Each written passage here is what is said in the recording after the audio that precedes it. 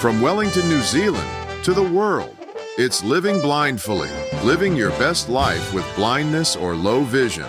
Here's your host, Jonathan Mosen. This week, the blindness leadership crisis. Why is it so difficult to get blind people leading the agencies that serve us? And will Vision Australia even give a blind person a chance to apply? We take you on a 3D ride in a self-driving vehicle and plenty more talk about those popular Zoom recorders. I have good news and I have bad news. The good news is that our long area code and country code drought is almost over, but the bad news is not this week. We know that there are no US area codes starting in 29 anything, and there's also no country code 296. But that's okay, because we have another action-packed episode to get through this week. Our transcripts have become one of the most valued features of Living Blindfully, and they are made possible thanks to the generous sponsorship of Numa Solutions. Numa Solutions, among other things, are the RIM people. If you haven't used Remote Incident Manager yet, you really want to give it a try. It is a fully accessible, screen reader agnostic way to either get or provide remote assistance. And it works for PC and Mac completely transparently. So if somebody assisting you is using a Mac and you're using a PC or vice versa, RIM will handle that no problem at all. We all want to use accessible websites whenever possible, right? But there are some times where we just have to get something done on a website that's not accessible. I try not to do it too often, but every so often I'll get in touch with one of my adult children and ask them if they have a couple of minutes to get me past a difficult accessibility problem on a website or even in a specific app. For this, we use RIM. I like it because I don't have to tab around looking for some sort of arbitrary code in a semi-accessible app. We can choose the keyword that is going to be used. And now, of course, I can call Ira and have a professionally trained visual interpreter assist me through RIM. I'm pleased to be a RIM user because Remote Incident Manager was designed by blind people with blind people in mind, but it has advantages over other remote access solutions that sighted people have been used to using but are nowhere near as accessible. So if you have a family member sometimes assisting you through a murky web situation, I'm sure you won't regret switching to Remote Incident Manager to get the job done. To get the app for PC and Mac, you and the person assisting you can head over to getrim.app. That's GETRIM.app. Blind community, we have a problem. We have a major problem with what National Federation of the Blind President Mark Riccobono calls the Vision Industrial Complex. And that problem is that we, blind people, seldom get to lead these service provider organizations. Some people are succeeding in this endeavor in the United States, but it's patchy. For example, I congratulate and express solidarity with deaf-blind people in the United States who've recently been protesting the appointment of a sighted hearing executive director of the Helen Keller National Center for Deaf-Blind Youths and Adults, which has a mission to enable all individuals who are deaf-blind to live and work in the community of their choice. HKNC provides comprehensive vocational rehabilitation training and assistance with job and residential placements. Services in the field include 10 regional offices, more than 40 affiliated agencies, a national training team, the Older Adult Program, and the National Consortium on Deaf Blindness. HKNC serves all adult Americans who are deaf-blind or have severe vision and hearing impairments and maintain a national registry of individuals who are deaf-blind. Well, the Helen Keller National Center went out to market for an executive director and appointed another hearing-sighted person. A group of people put a petition together, and this is what it said. We, the undersigned members of various deaf-blind communities, are fed up with Helen Keller National Center continuing to be controlled by hearing and sighted people. HKNC's mission is to serve deaf-blind, yet always resisted deaf-blind representation and leadership. Helen Keller Services, HKNC's distant parent entity, recently selected yet another hearing and sighted person to be HKNC's next executive director. Qualified deaf-blind candidates, including the top finalist, were passed over. HKNC has never had a deaf-blind person hold the position. The current HKS Board of Trustees has only one deaf-blind representative. Qualified deaf-blind leaders have expressed interest in the director position or applied for it since at least 1956, when HKNC was known as the Anne Sullivan Macy Services Federal Pilot Program. There have been protests before, the petition continues. In recent years, HKNC made unspoken but clear promises that a deaf-blind director would be hired, quote, next time, unquote. Yes, haven't many of us heard that before. Enough is enough. It's time. We make the following 4 demands. First, a deaf-blind person is appointed Executive Director of HKNC.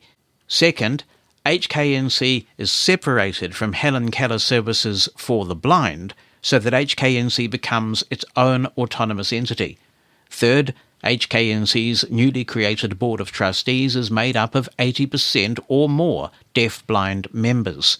Fourth, HKS and all of its subsidiaries will not retaliate against any HKS or HKNC employee, family member or student for any civil action related to the selection process or related issues.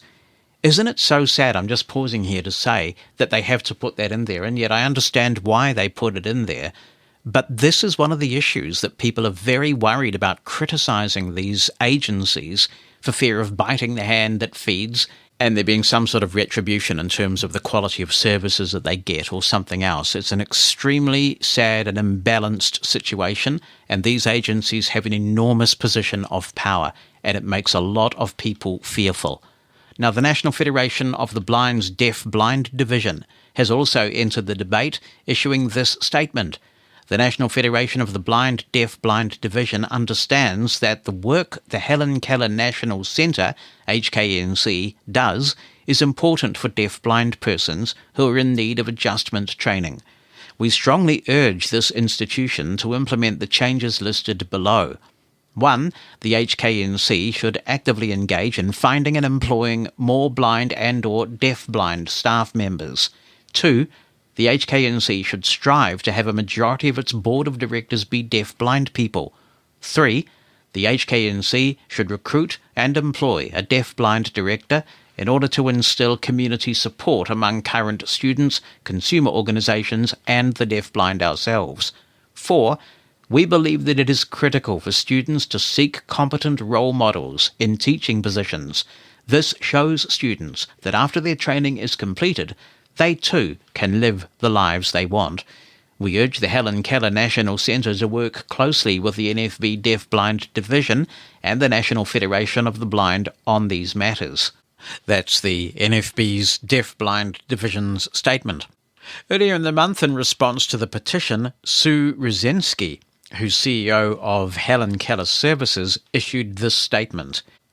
Dear community members, colleagues, friends and HKS family, we share a mission to support, champion and forward the interests of the deaf-blind community.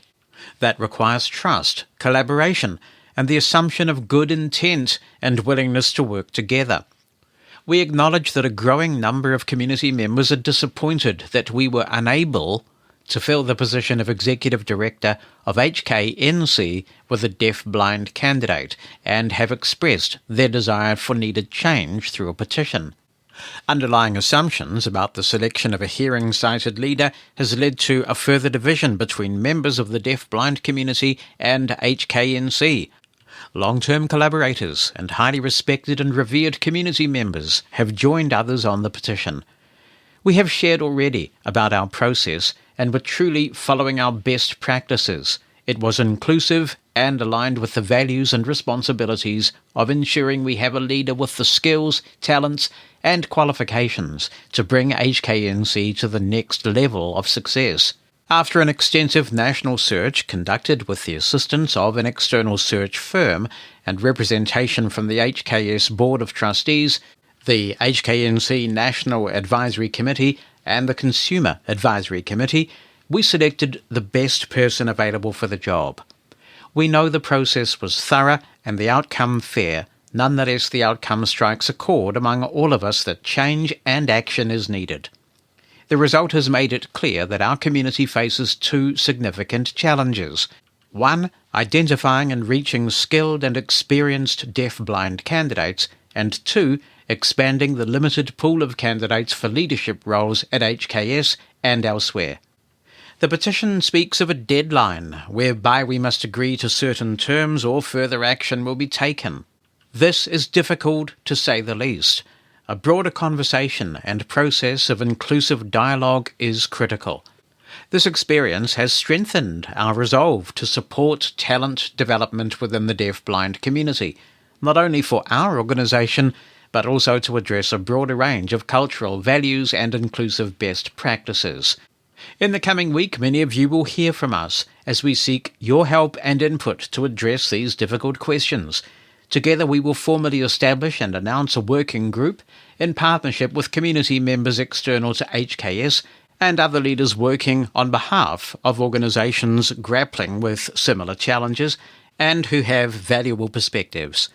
One goal is to create a leadership development program that will address the limitations revealed by the search. We are seeking valuable input from organisations such as DBCA and AADB and other individuals with a mindset of unity. HKNC is committed to a more inclusive strategy, working collaboratively to improve leadership growth and advancement opportunities with the community and additionally bring important best practices with the adult learning environment at HKNC. We know that this time reveals opportunities for growth, and from conflict we can experience new beginnings, fresh insight and positive change. But it cannot happen without a shared common denominator of good intentions. Another organisation facing a similar issue is much closer to my home, and that's Vision Australia, which is the dominant provider of blindness-related services in Australia. Now, their CEO resigned recently, and there is word that they are not going to go to market at all, giving any blind person the opportunity to apply for the role, but instead make an internal appointment of a sighted person. I reached out to Vision Australia Chair Bill Jolly to seek clarification of this. He indicated to me that he wasn't in a position to make any comment at the moment. So why not talk to a previous chair, in fact, the founding chair of Vision Australia, and that is Graham Innes, who has been on the podcast before. Graham, it's good to talk with you again. Always great to talk with you, Jonathan. Does this matter? Oh, it matters very much. I think that our organisations should be led by one of us. And not only is it important to build the confidence of people who are blind or have low vision in that context, but it's a really important message to send to other organisations that we can be leaders as well. And I thought that it mattered when I was chair 20 years ago. We couldn't find a suitable candidate at that point. And 12 years ago, when the role was available and I was Australia's Disability Discrimination Commissioner, I applied for the role. Now, I didn't expect to automatically walk into the job.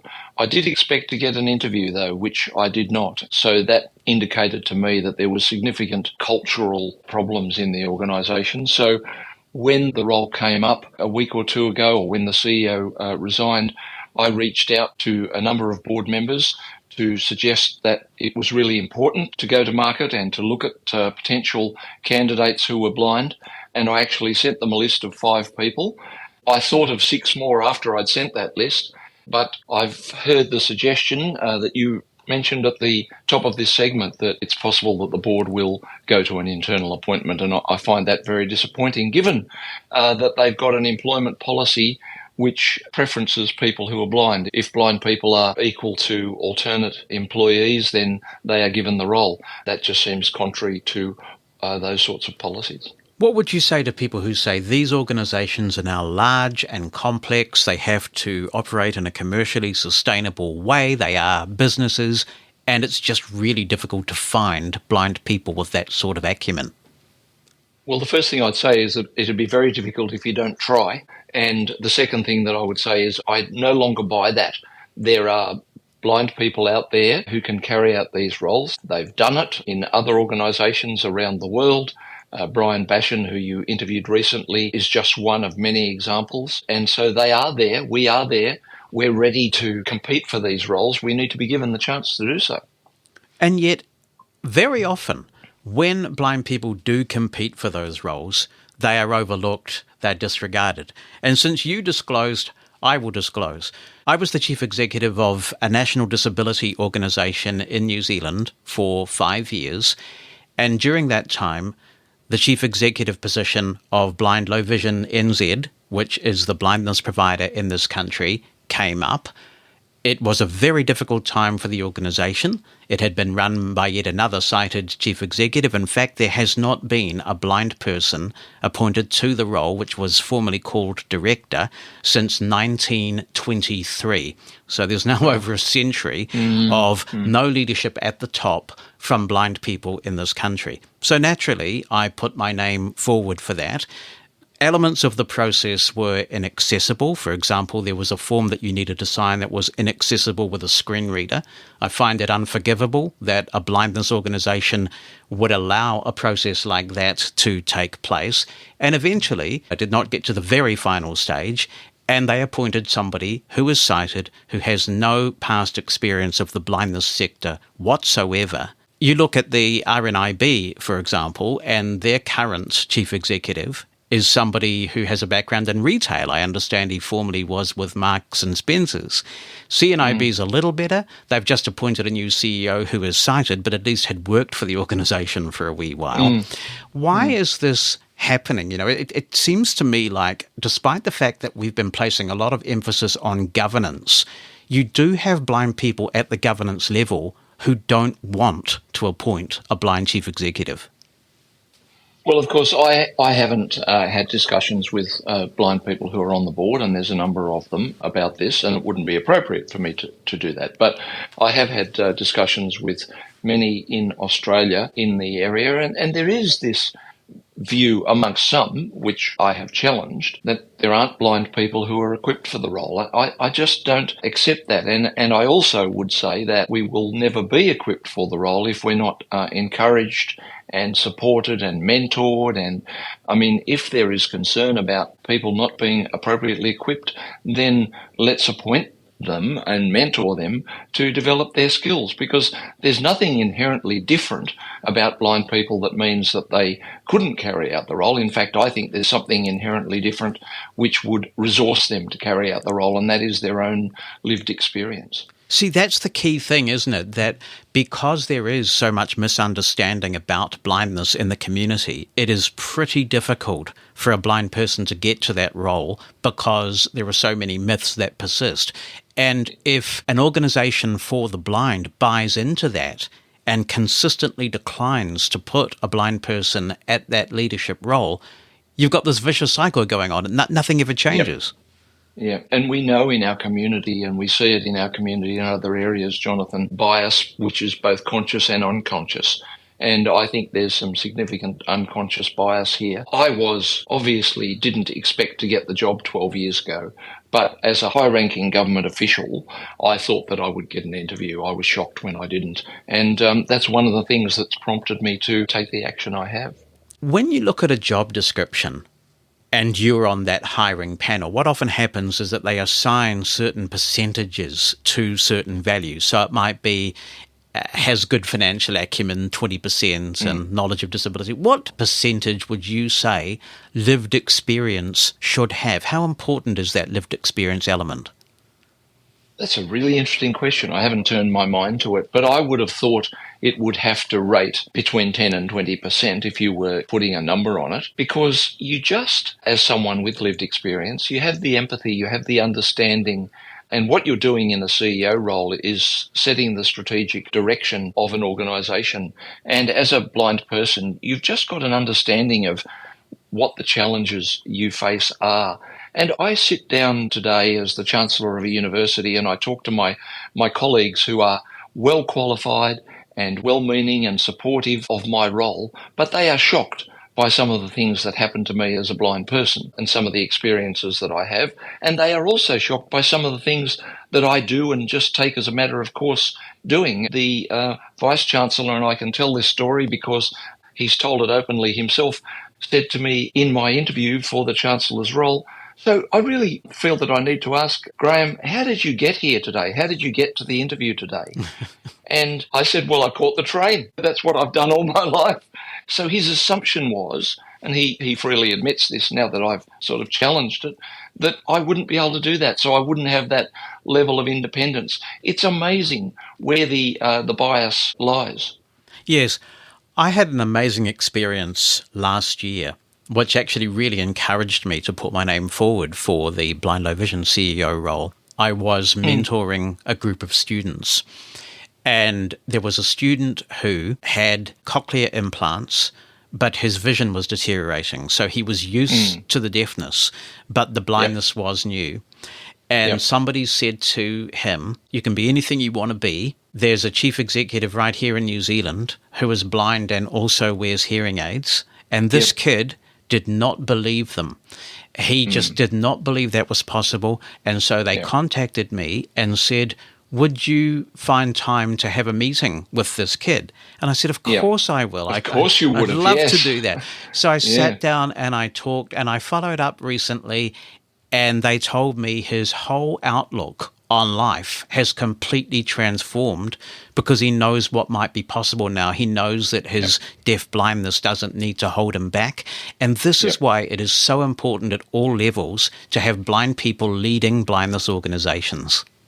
It really is. It's critical. And, I wrote about that in my autobiography, which was published a few years ago, talking about how lucky I was because my parents took that view of not placing limits on me, not wrapping me in cotton wool, but treating me like my other siblings and encouraging me to have that worldview that I could do things. And it's made such a difference in my life. And I see it in others. And I'm like you, Jonathan. I mentor in those sorts of circumstances wherever I get the opportunity because it's so important. All right, let's talk about what happens next with Vision Australia. Obviously, you're waiting for the word. And I suppose you'll be hoping that by being a bit preemptive, you might be saying to Vision Australia, listen, if you appoint internally without even giving a blind person a chance to apply, this is not going to go well. So I suppose you're hoping to front-foot it, right, and change this. That's exactly my intention and the intention of others who've written to members of the board, and I know that they have. There's a lot of chat going on in the blindness community over here at the moment about this. And in fact, Blind Citizens Australia, our consumer organisation, has made a public statement supporting the opportunity for people to openly apply for roles, not just in Vision Australia, as you said at the top, but for any blindness organisation. But yes, it's much harder to change a decision like this than it is to have the right decision made in the first place. So I think a number of us are trying to preempt.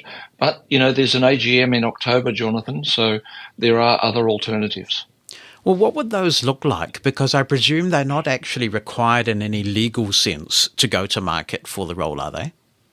No, I'm not aware of any requirement in a legal sense. I think there's a moral obligation, but not in a legal sense. But I guess they would look like standing for asking questions or standing for board positions. That's the only options that I can think of. I wonder whether there's any kind of legal redress, maybe under the Disability Discrimination Act or something else, that says by not even giving a blind person a chance to apply as CEO of a blindness organisation, there has been enormous discrimination perpetrated here. And I wonder if that might be challengeable and some sort of resolution offered. I don't think it is challengeable legally. In fact, it's interesting you ask that question because I've had others here in Australia asking me the same question. I suppose they would come to someone who knows that legislation reasonably well, but I don't think it's challengeable legally. But I think that there is so much publicity on this score now that any sighted person who was appointed is now going to be on notice that if the board membership changes, then some of those decisions may change as well. Should there be a constitutional requirement, and I believe CNIB may have had this for a long time, to insist that chief executives of these organisations must be blind? Well, our consumer organisation here, Blind Citizens Australia, has that requirement. I'm not sure if it's in their constitution or if it's in their sort of operating rules or charter, but they have a commitment to employ a CEO who is blind and to only employ a CEO who is blind. And I think there should be. I think that when you see these decisions being contemplated and you see the risk of yet again an organisation not being prepared to at least consider some of the potential leadership candidates in the CEO role, then I think that is a requirement. And I'm a member of Vision Australia, and if the appointment is made of a person without considering the blind candidates who are the alternatives, that may well be a route that people want to go down. Is there anything, just before you go, that Australians can do who are listening to express their views on this if they feel strongly that blind people should at least have the chance to apply? I think there's two things. One is to express that view to members of the board of Vision Australia, and the second is to make sure their membership is up to date. That's the inaugural chair of Vision Australia and Australian disability icon, Graham Ennis. It is great to see Blind Citizens Australia and individual Australians having the intestinal fortitude to fight hard on this one. The next CEO of Vision Australia must be a blind person. Hello everyone, it is Carolyn here from Auckland again. Jonathan, just thought I'd give you an update on the ongoing saga of Google and their calendar. The initial problem was that the edit field where you put the title of your event in was not working. So, for example, I opened the Google Calendar. I wanted to add a new event into it. So I click Add New Event, and you go in and you get a screen that opens, and the first edit box in the area is the title of the event. So, for example, I could put, Living Blindfully Podcast. Quite right. And then I would move to set the date, the start time, the end time. I could even type in the location, and that would open up and you could hear what you were typing in the location area. You can hear what you're even typing in the notes. But in the title field, there's no feedback at all. So you get nothing when you type in there, whether you're using the on-screen keyboard or a Bluetooth keyboard. Nothing at all. In the early days, if you swiped back up there, yes, you could read it. But then trying to edit it, you kept getting the bonk, bonk, bonk when you were backspacing. So you didn't even know when you'd completely backspaced and deleted everything out or not. It was really, really badly constructed edit field. And they had made this mistake once before and it took them months to fix it. And then, of course, it got fixed and now they've reverted back again. So anyway, over time, it's got worse. You can no longer swipe up and hear what's written inside that field. The only time you are able to find out what's written inside that field is once you've filled out all the information, you save it, and then it's sitting there in the calendar. And that's not very useful. So anyway, I got an email this morning from Google claiming that with the latest update, and they gave the version, that it was fixed. And I thought, really? I hadn't noticed. So I go and check the version of the Google Calendar that I've got on my phone, and it's the latest version that she's referring to. And I go and I double check. No, it's not fixed. And I replied and I said, well, I don't know who's doing your testing, but I would like to know who's doing your testing. I have offered on several occasions to send you a screen recording of the problem, which you have refused to accept. But I said it's still not fixed, and that's not good enough. And I've basically said to them I'm going to delete it because there are other more accessible products. I'm also having a similar issue, and Jonathan, you might be able to help me with this one. The NZ Post app has been recently updated. Now, I had it on my phone and it was working okay. With the update, it's logged me out. Okay, not a problem, says me. I can log back in. No way. You can't access the edit fields at all. They are no longer edit fields It's telling you what information is required, star, name star, address star, whatever it is that's required, but there's no way you can access it to enter that data, to actually even log in. And I've had a month of going backwards and forwards with NZ Post, telling them I can even provide a screen recording to show what's happened. Oh, that'd be fantastic. We have a third party that develops the app. We'll let you know where you can send that. Still waiting. I mean, these companies that design these apps really are getting worse in some cases with accessibility. So that's my two frustrating issues at the moment. Thanks, Carolyn. I don't use the New Zealand Post app regularly because I have an app called Parcel, and it costs me, I think it's $4 New Zealand dollars a year to maintain that subscription. And it's such a cool app because whenever I get tracking numbers, I just send them to the Parcel app, and it doesn't matter what carrier they've come from. They all live in the Parcel app and I get updates, and it's a beautiful thing. But I did take a look after I got your message, and I think this one might be a Safari problem, because what's happening is when you double tap the sign in button, it's saying it requires nzpost.co.nz to sign in. And I think it's coming up with a WebKit window that you're supposed to be able to sign into. And when you double tap, it doesn't seem to be bringing up the virtual keyboard. A very strange environment, that, but perhaps it is the developer's issue. And yes, it is very unfortunate that these things continue to happen. Let's talk LinkedIn, or as I sometimes hear text-to-speech engines say, LinkedIn. Sounds pretty cool when they talk about LinkedIn. Joe says, your podcast often discusses the topic of unemployment and underemployment in the blind community and accessibility barriers. As you and your listeners know, the number one networking tool for professionals has become LinkedIn, as well as one of the major job search online tools.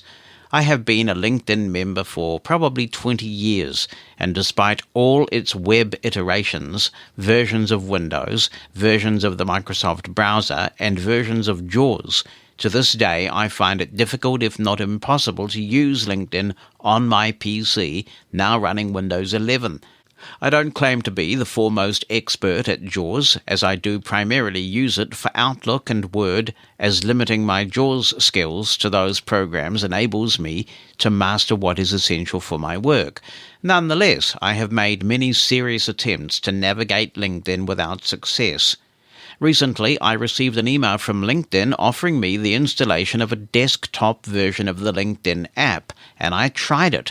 The desktop LinkedIn app on my PC was completely invisible to JAWS. JAWS could not speak a single thing. It's outrageous that the foremost workplace software company, Microsoft, that owns LinkedIn has not made this vital networking and job search tool easily accessible with a screen reader. I talked to other blind friends who are quite good with JAWS, and they have the same difficulty with LinkedIn. They can't use it. I have an unemployed blind friend who wanted to use LinkedIn to find a job and went to JAWS training just to learn LinkedIn, with no success. He told me the JAWS instructor could not navigate LinkedIn with any ease. The instructor was encountering the same problems he had. He came away from those instructions with no ability to use LinkedIn. I am curious to know whether you or your audience has been able to use LinkedIn with proficiency, as I do wonder whether I should keep on trying to figure it out or just give up on it. Perhaps you can track down the Chief Accessibility Officer at LinkedIn and invite them to be a guest on your podcast. And I'm sure your audience would appreciate hearing directly from LinkedIn as to why they have not improved accessibility and what they are planning to do about it. Thanks for writing in, Joe. I too would be interested in hearing others' experiences with LinkedIn. LinkedIn is one of those sites where I feel like I gotta be on it, and every so often a talent scout hits me up there and they want to sound me out about the next big thing, and we have discussions. And so it has some uses, but I find it hard to get enthusiastic about LinkedIn. Most of the time I use it on my phone, and I find it pretty good on the phone these days. Accessibility on iPhone has improved a lot over time. I also don't have massive difficulties with it on the PC, but that said, most of the time I'm browsing for status updates. That seems to work pretty well. I can post to it from the PC without any difficulties. So I guess without more specifics, it's hard to know what the difference is between maybe what you're trying to do and what I'm trying to do. I did download the LinkedIn app from the Microsoft Store after getting your message. I was able to sign in successfully and then just browse the site. It's essentially a wrapper of the website, nothing too special there. And it worked fine. The virtual cursor came up for me in the Windows LinkedIn app, and I was able to navigate by heading and do all the things that I can do on the website. So let's find out a bit more about this. How's LinkedIn working for you? I'm not saying it's perfect or intuitive or anything like that, but I kind of find LinkedIn a bit nebulous anyway, to be honest with you. It's a strange old site, that one. If you get value from LinkedIn, I'd be interested in hearing that too, whether this is your go-to social network, how you find it helpful, how you use it to make sure that you're getting the best value from it. By all means, be in touch on any of this. Go to livingblindfully.com/opinion and you'll find all the ways that you can be in touch with us. We'll be delighted to hear from you via any of those methods. Are you hungry? Maybe it's air fryer time. Christopher Wright says, "Hi Jonathan, do you know about an accessible air fryer with physical controls?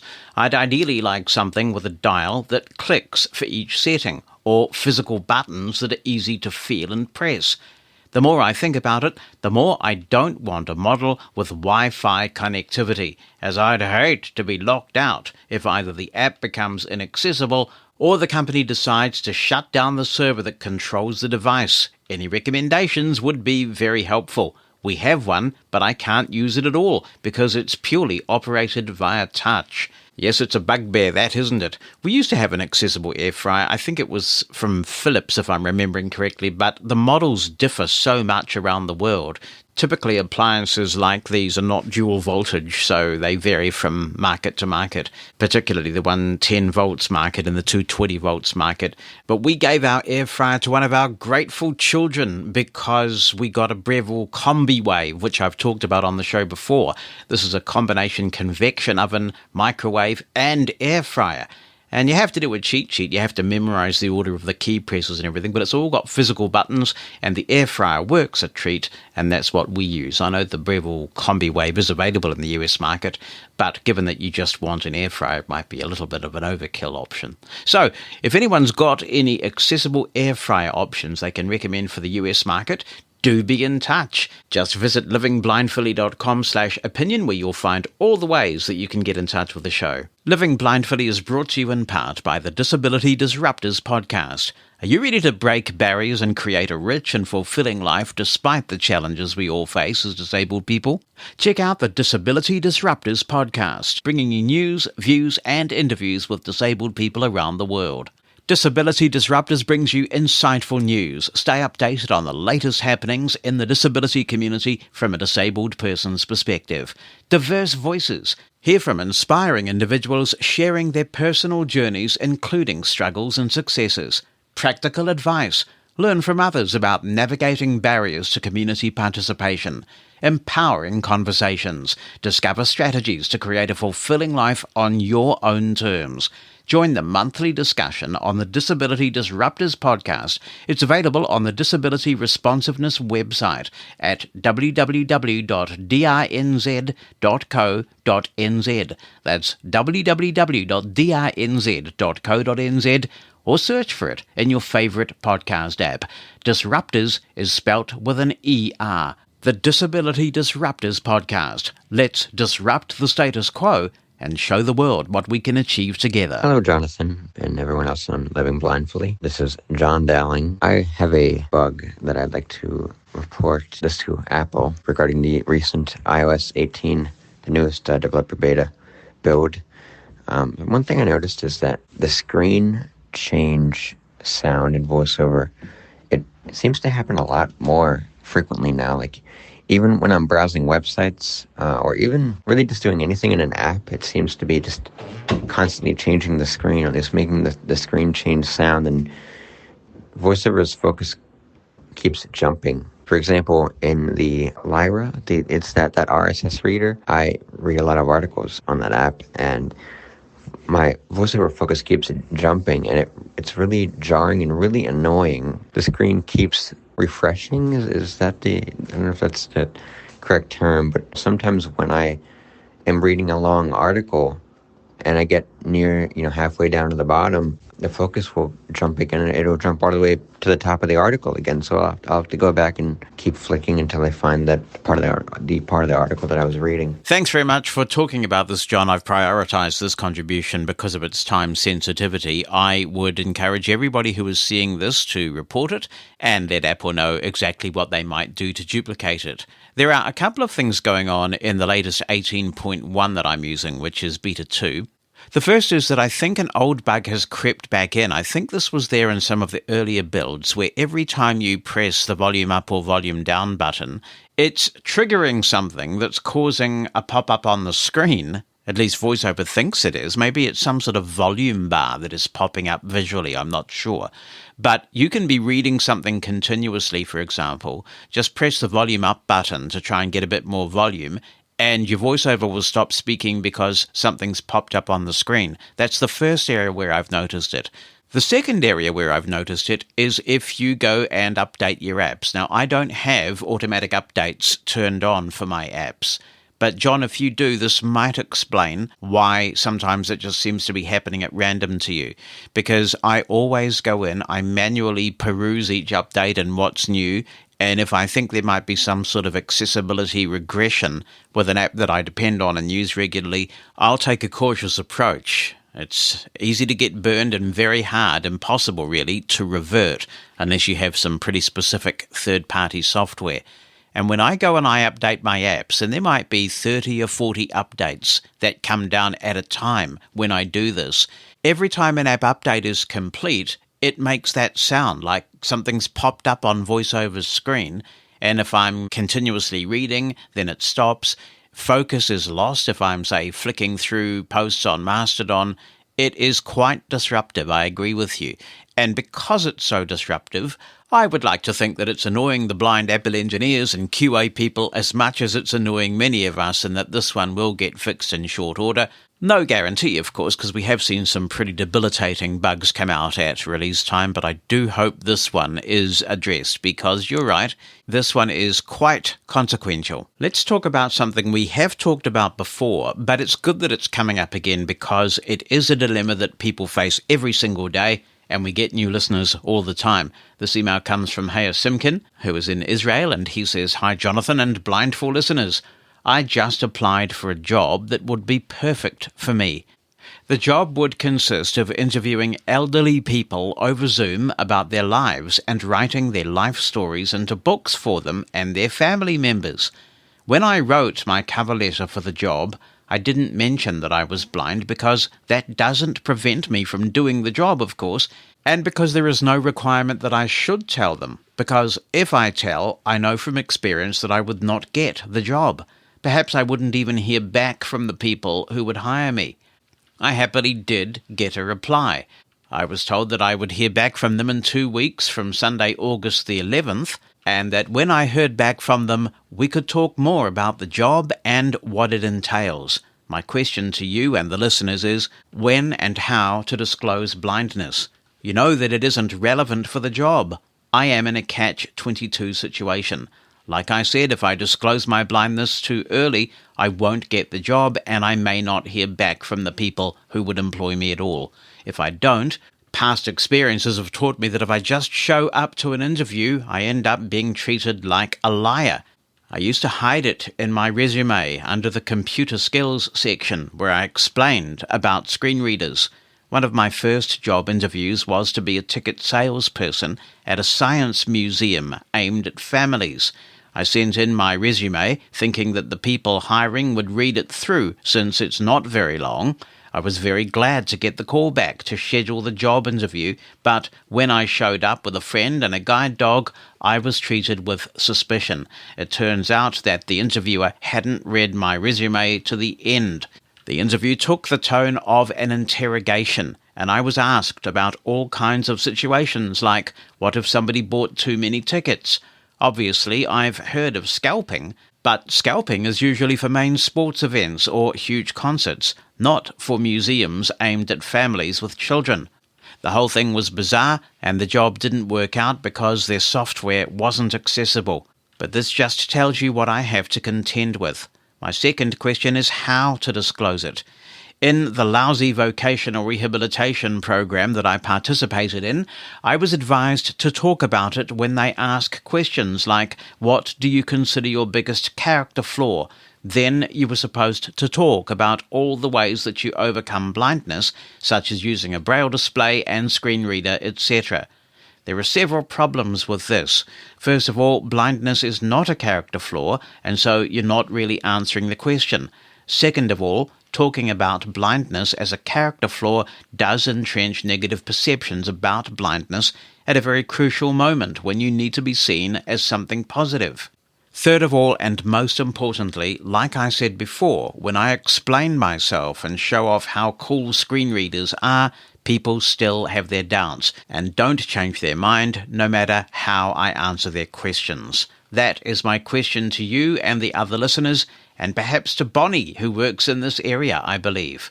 Bear in mind that culturally, it could be that people in New Zealand or other parts of the world may be more cognitively flexible or open to new ideas and experiences than people here. Does anybody know what actually works? This subject always makes me apprehensive, even though I am not ashamed to be blind. Please help, concludes Haya. Well, first of all, best of luck with the interview, Haya. They are very difficult things, aren't they? Because you want to be on your best behaviour, you want to impress, you know the blindness thing is the elephant in the room. There is a lot to contend with. But I want to send a bit of encouragement and praise your way, because the one job you're not going to get is the one you don't apply for. So good on you for continuing to apply for them and going through the process. Sadly, I do know of many blind people who in some cases have applied for hundreds of jobs before they finally landed one. After getting your email, I had a lovely chat with ChatGPT, and I asked it to inform me about legislation in Israel that might prohibit discrimination on the grounds of disability in employment, and it looks like there is some legislation from 1998. It can be hard to prove though, right? That's the problem with this sort of legislation. It goes underground. And while I would never, ever want to go back to a time when such legislation didn't exist, one of the challenges that we face is it does kind of take the conversation underground, because companies are so fearful of being accused of disability discrimination that they just don't ask any question that might get them into that quagmire. And that can stifle discussion, and that does mean that you need to seize the initiative. I would portray the blindness as a strength. My personal view is, if you've got this far and they're going to get back in touch with you soon, I wouldn't disclose anymore. I mean, what's to be gained really from disclosing? As you say, you're not required to. So when they go through the whole strengths and weaknesses argument, rock them with the strength of being a blind person. This is living blindfully after all, and I'm proud to be blind. Rock them with the strengths of blindness. You're a problem solver. You have to be organized. You face disabling barriers in society all the time, including attitudes, and you overcome them. You're resilient. You're going to be a loyal worker. You're going to make this work. And Zoom is a very accessible application. You may well even be able to advise other members on the team who are less experienced with Zoom than you are. So leave them in no doubt that they would be losing a competitive edge, a real asset, if they passed up on hiring you. Sometimes you can sense the reticence in the room, that they're going through the motions, they're not really asking the questions, and it's very difficult when you get in that environment. But one thing you can do is seize the initiative and say, I imagine you haven't met many blind people before. As it happens, I'm a very competent computer user. I'm a good listener. You see, this job is all about listening. And I, as a blind person who gets so much of my information from audio, am a great listener. But I understand that you'll have questions about how I do the job, so let me explain. Maybe the interview will be on Zoom. And that could be advantageous because you could even prepare a PowerPoint presentation or something and rock them with a cool glitzy PowerPoint.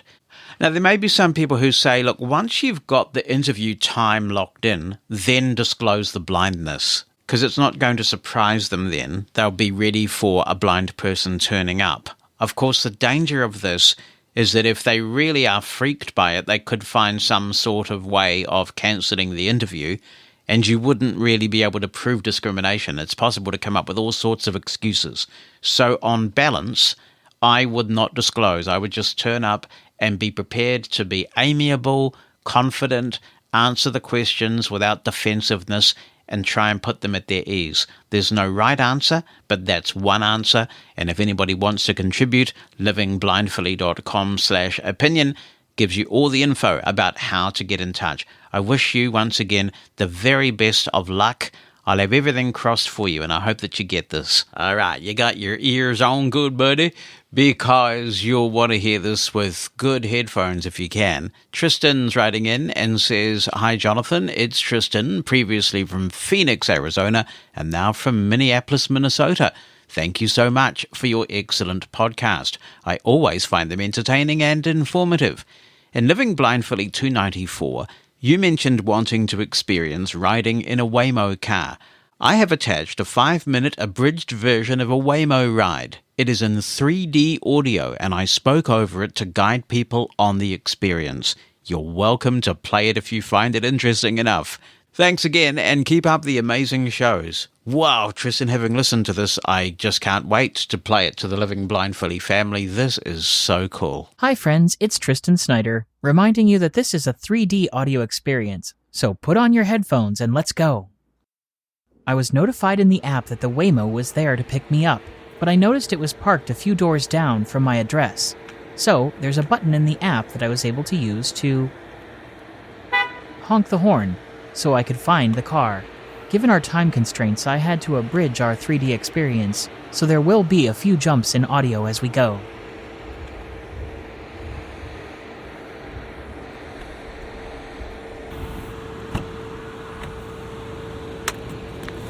Good evening. To begin your ride, press the Start Ride button in your app.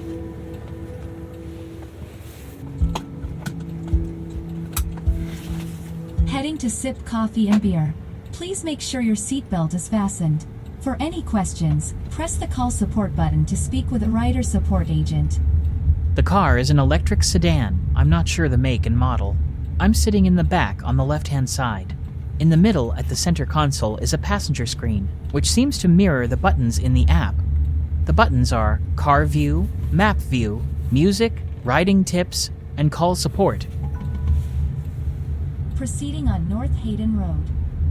Apparently there's a map on the screen that shows our car and the traffic around us, and it shows a time to the destination. There's also a pull over button. There are some tactile buttons on the ceiling, but they're unlabeled in Braille. I know there is a start button, a pull over button, and a call support button. There are also cameras in the car, so the support agents can see what's happening and assist if needed.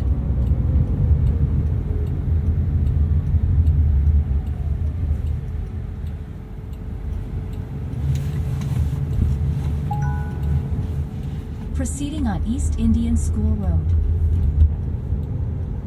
With the music button, if you're an iOS user, you do have to install Google Assistant, but then you can tie it into your Apple Music or anything else and it will play your music in the car.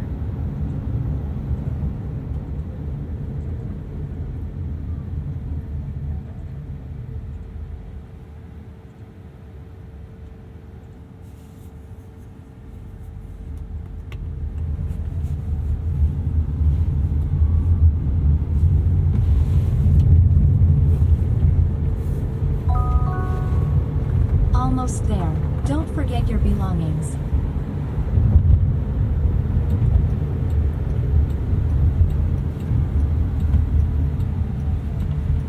Finding a spot to pull over. The first time I rode in one of these cars, sometimes the movements were jerky, but this time the acceleration, deceleration, and turns were all as smooth as butter. even when finding a spot in the parking lot.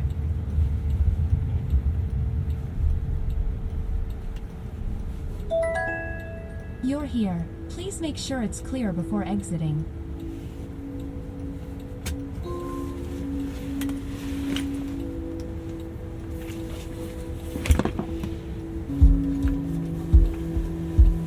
We've arrived at your destination. To exit, pull on the door handle or contact rider support for assistance.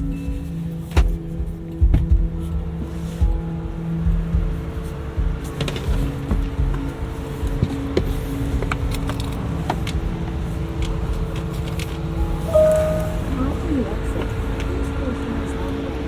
Thanks.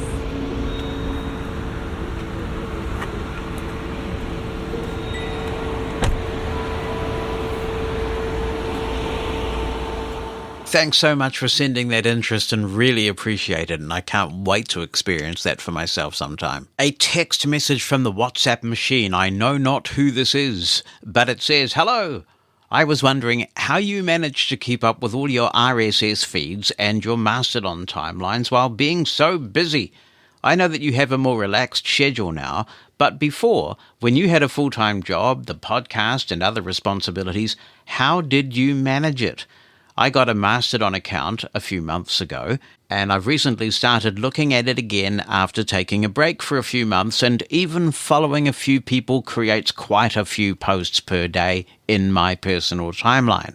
And there's also the instance timeline that is very active.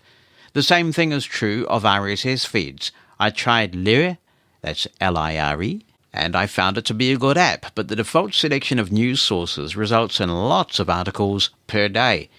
You follow more people on Mastodon than I do, and probably subscribe to way more RSS feeds than I would. So, I would imagine you would be swamped by so many posts and articles every day that it would take hours to go through, even if you just listen to the summaries with voiceover at the maximum speed. It's easy with podcasts for me because I can listen while I eat or do other tasks that I don't have to devote much mental attention to. But with Mastodon and RSS, I have to control my device while I go through my timeline, so I can't do it while I do other things. Well, the first thing I would say is you can actually do these things while you're doing other things. You could use voice control if you have an iPhone. I imagine there is an Android equivalent. I created some of my own voice control commands to optimize them. And if you were listening to me using voice control when I'm going through RSS feeds or whatever, it might sound like I was running some sort of military operation, because I'm sitting there going, right, right, right, and then if I want to hear something again, I go left, right. So it must sound a little bit weird, but then I do it in the comfort of my own home, so no one really hears me other than Bonnie, and she's long accepted my idiosyncrasies. So the voice control thing is really efficient for navigating these sorts of things hands-free. One of the things I really like about Mona for Mastodon is that they've implemented the reverse timeline feature. What that means is you can bring up your timeline, it will remember where you last were, and then you can just do a continuous read with a 2-finger flick down, and all the posts will be read to you while you go around and do other things. If you want to reply, you can obviously stop the continuous reading and reply to the post that you just heard. I very seldom look at the public timeline for a Mastodon instance. The exception would be if there's some sort of major event that's happening and I want to know what people are saying about it. So if there's a big political event, I might check a Mastodon public timeline on an instance where I know there'll be a lot of comment. If there's a major blindness event going on, then I might check the public timeline of tweezcake.social and dragonscave.space, I think it is. But normally I would just leave the public timeline alone. I also use lists, so there are certain people whose posts I never want to miss, and I'll put them in a priority list. I used to do this on Twitter, or now X, as well. So you don't have to go through all your posts every day, but there may be people who you just want to keep up with at all times. You can put them in a priority list. Regarding Lire, I would subscribe to any of the feeds that they offer that don't interest you. I've customized my RSS feeds over the years. I've been using RSS feeds a very, very long time. Gosh, I hate to think how long. Well over 20 years. and I have RSS feeds that I never miss, and again, you can group them into folders. So I have a core group of technology news that I put in my tech folder, and I never miss out on that for more than a couple of days, and I always catch up with it. On the other hand, I have folders containing other types of news that I'm more relaxed about missing. If I don't keep up, if I just mark them all as read from time to time, that's fine. But if something major happens, then I can go into that folder and take a look at the feeds that I've subscribed to. So just because you've subscribed to a feed, it doesn't mean that you're committed to reading every post from that feed. And likewise, just because you follow someone on Mastodon, it doesn't mean you have to read every post that they write. There are lots of ways to streamline the content. So I hope that's of some help. And if others have some tips and tricks in terms of streamlining all the information we have access to, be in touch. livingblindfully.com/opinion will provide the summary of all the ways that you can be in touch. Isn't it interesting? When I was a kid, I used to crave information. I used to pester my sighted siblings to read newspapers to me. Now we've got information overload big time. Living Blindfully is brought to you in part by listenlater.net. Are you tired of missing out on your favorite articles because you're too busy? ListenLater.net is the revolutionary service that turns your must-read articles into your very own personalized podcast. Imagine having high-quality, human-like narration of your favorite articles ready to listen to anytime, anywhere, on any device you're already using for podcasts. With ListenLater.net, simply email a link, newsletter, or even a PDF, and they'll transform it into a beautifully narrated podcast. ListenLater.net is a great companion whether you're commuting, working out, or doing chores. It kept me informed and entertained on my recent long international flights to and from the NFB convention. ListenLater.net is perfect for everyone, especially for the blind community using devices like the Victor Reader Stream. No subscriptions, no hassle. Just pay for what you use. Get started with free credits today and experience the convenience of having your own personal podcast feed. And after your first credit top-up, use the contact form and mention Living Blindfully for an extra 20% beyond what you paid for. Visit listenlater.net now and transform the way you consume content. Listenlater.net. Your articles, your way. Going to the WhatsApp machine for a text. This one says, "Hello Jonathan, this is Awais Patel, and I am a college student working on my social work diploma, and yes, I am blind. Throughout my experience as someone who is blind, I have noticed an interesting thing regarding the medical experiences of blind people. The majority of people I have met have either been blind since birth, or they have experienced an eye-related illness later during life that led them to living with blindness. Well, this was the case in my situation. When I was 4 years old in preschool, I experienced a brain tumor cancer that affected my optic nerve that translates visual stimuli to the brain. I live with the tumor to this day. I became blind, learned Braille with an uppercase B, and a lot of the skills that accompany blindness. However, the one thing that continued was rigorous chemotherapy, surgeries, and eventually radiation. Despite all of this, the tumor is still there. However, it is not growing anymore. To this day, I take daily medications. Yes, this is normal after such a traumatizing experience, but the point is that many people do not understand the complexities that come with blindness. Acknowledging the struggles is as equally important as moving on to ensure that one appreciates the future opportunities they are presented with.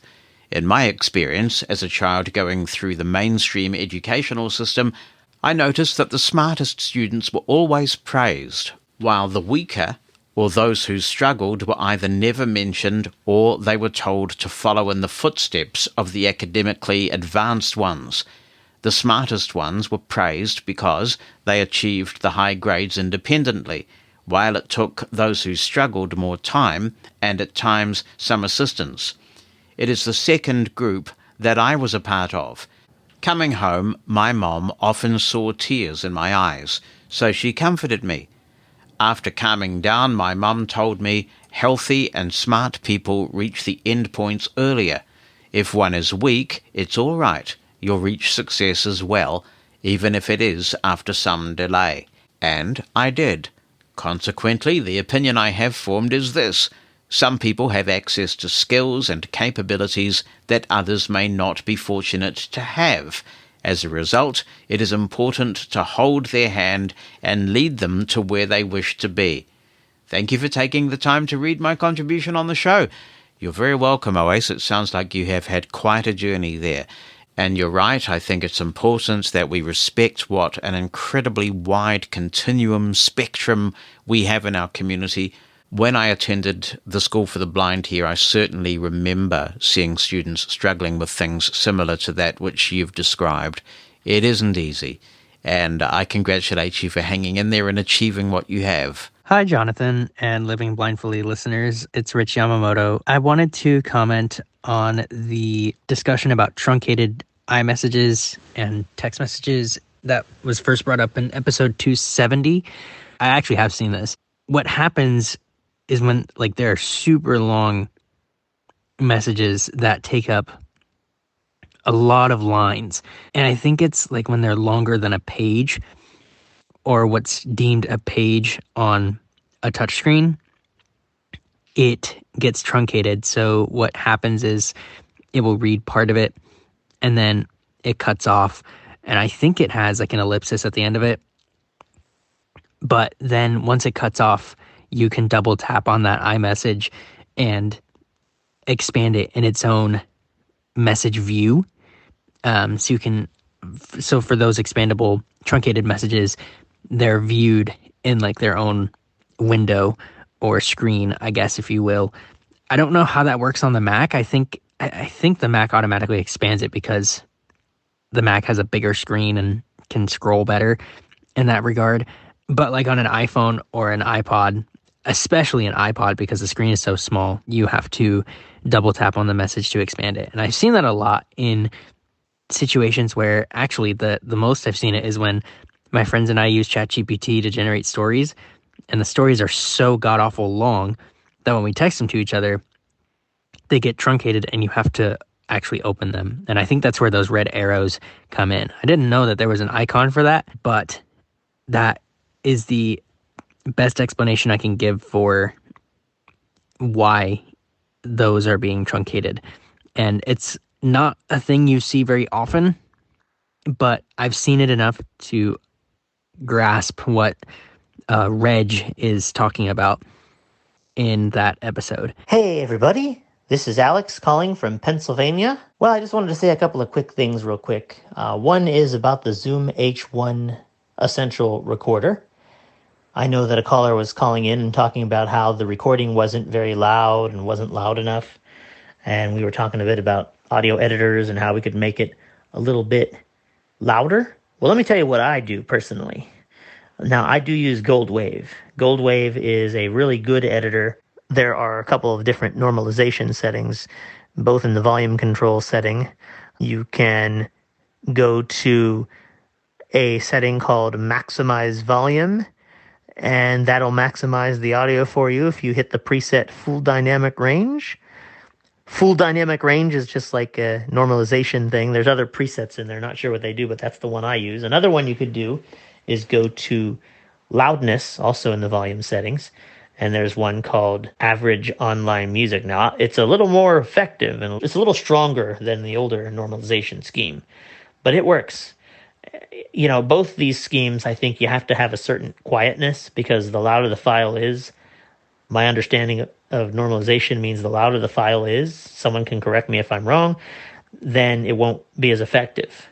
Unless you do it different ways. There are other ways of doing it. You could just change the volume and make it louder or softer. There are presets for that too. You can make it double volume, or you could do it manually. There's a way you can go up and down to make the volume louder or softer. You can then save it to MP3 or whatever you want to play it, on the Victor Reader stream. I'd probably do MP3 because, those 32-bit files, floating points can get really big. Or, you could do what, normalize it on the device as well. And if it's still not loud enough, you can put it in your audio editor and do a little more tweaking to it. Just remember that wind is sensitive, so be careful about the wind, because wind can definitely mess with the volume and maybe mess with the normalization a little bit. So, make sure you got some kind of windscreen on it. Otherwise, you'll be okay. The last thing I want to talk about real quick is the robotic guide dog approach. Now, I think that's a pretty interesting idea. For me, though, I would rather see just a robotic device. It doesn't have to be a dog, and it doesn't have to have the same kind of comforts or bonding as you would with a four-legged friend. For me, this robotic device's job would have one function and one function only, and that's to get me where I want to go safely and when I want to go. Now, I think that the device should have two modes. An automatic pilot mode, which means you're relying solely on GPS. You somehow tell it the destination of where you're starting from and where you're going, or if you're having GPS, I guess it'll be able to know where you're starting and where you're going. And then somehow there could be signals and patterns that can kind of guide you, like the direction. Turn right here, turn left there. It could be turn by turn. It could be whatever it could be, if you're somebody who has directional challenges like I do, because I'm a sighted guide user and I've been a sighted guide user pretty much all my life. I have some very serious mobility directional challenges, which kind of prevent me from being able to use a cane very well. But that's why I use sighted guide a lot. And so what would be neat is if this device could act like sighted guide. I don't want to replace sighted guide, but if it's hard for someone to guide me right now and then, and I need to go somewhere in emergency, this would be a very good solution for me. And so automatic pilot mode would basically, the device would kind of take you there, give you some kind of clues and signals of what directions to turn. I don't know how that would work. That's something we'd have to look at. Maybe the device, like a guide dog, will turn. You just hold on to it and it'll know where to go. I don't know if it would be on wheels or whatever, but some kind of thing like that. Or you could have manual mode, which you would know where you're going. This would be for mobility people who are good with their orientation. Manual mode could also be good if you don't know how to, like if you're in an area where GPS is not good, but you know where you're going. Manual mode, you would just somehow, I don't know how you would, not like a steering wheel, but there'd be some kind of mechanism on the device that when when you're going to turn right, you would turn it to the right and then go right, or turn it to the left and go left. So that could be an overriding mode if GPS is not very reliable in that area or something. Thanks for being in touch again, Alex. In case you haven't heard it, you might want to check out episode 277 of Living Blindfully, where we spoke with Amos Miller from Glide. That Glide device is intriguing, and there are a number of others around at the moment as well. So this whole space is going to be very interesting as artificial intelligence continues to become more capable. Now, let me indulge my inner audio geek with respect to your first comment, and I want to talk about three concepts here for making things louder. The first is normalizing to a specific decibel level, and this is a pretty traditional way of making a file louder. I would also say it is the crudest method. It has some flaws. So what you can do is you can specify a dB level, say minus 6 decibels, and you can tell your sound editor, Reaper, Goldwave, SoundForge, Studio Recorder, whatever it is that you use, that you want the overall volume of the audio to be normalized to the value that you nominate. When you do that, that will result in the loudest point in the file being at the value that you specify. So if you've got a wide dynamic range, in other words, you've got a lot of very soft stuff going on and then some very loud stuff going on, normalizing using that traditional method to a decibel value may have limited effect because the loudest point of the file, if it's really loud compared to everything else, is going to kind of skew the whole file. A more modern form of normalization that is used particularly in industries like broadcasting and podcasting, we use it here on Living Blindfully, is normalizing to a specific LUFS value. LUFS stands for loudness unit relative to full scale. And various providers have standards that they would like you to meet in terms of LUFS. Spotify has a LUFS standard when you upload podcasts. Various other providers do as well. Living Blindfully always normalizes to the same LUFS value every week. So if you go through the Living Blindfully catalog, they're all going to sound about the same in terms of their volume. The reason why this has become so popular is that it provides a more accurate representation of how humans perceive loudness. So it's much better for providing a more consistent listener experience, particularly, as I say, in areas like podcasting, broadcasting, and streaming. Finally, you can make the file more even by using a bit of good old dynamic audio compression, and we use that here too on living blindfully. You've got to use it carefully, otherwise things are going to sound too punchy and weird. I lament how much dynamic audio compression is put on modern music these days. The new Billy Joel song came out earlier this year, and I was thrilled to hear him recording again. But, mate, the dynamic audio compression in that song drives me up the wall. I don't like it. I really am sounding like a curmudgeon. But anyway, dynamic audio compression reduces the volume difference between the loudest and the quietest parts of the audio. So it compresses the dynamic range, and that's why we call it compression. If you have a track where the whispers and shouts vary greatly in volume, compressing it, adding just a nice touch of audio compression, is going to make the whispers louder and the shouts softer, and that makes everything more even. So there is a lot that you can do when you put a file into a sound editor to clean it up and make it louder. Hello, says this message on WhatsApp. It's Charlie from South Africa. I was listening to episode 293 of the Living Blindfully podcast, and I found the first part incredibly hard to get through. Hearing about the disability abuse you and others faced in New Zealand was heartbreaking. I can only imagine how immensely difficult and painful it must have been for you to read Kylie's statement, reflecting years of neglect and abuse. That's inhumane, and no amount of apologies can truly make up for it. In South Africa, we often have a rosy view of European countries, thinking they have it all. However, your experiences remind us that issues of disability mistreatment are global. As a blind person, I sometimes encounter people who, despite knowing little about blindness, still have preconceived notions about how we should act. It's frustrating and hurtful. For instance, when my fiancée was pregnant, some family members joked that I couldn't be the father because I was blind, but what do you know? Donham, I hope I'm pronouncing that correctly, is standing proud and tall right now at 2 years old, and lo and behold, he is a spitting image of me. Such images are demeaning and reflect a deep-seated ignorance about our capabilities.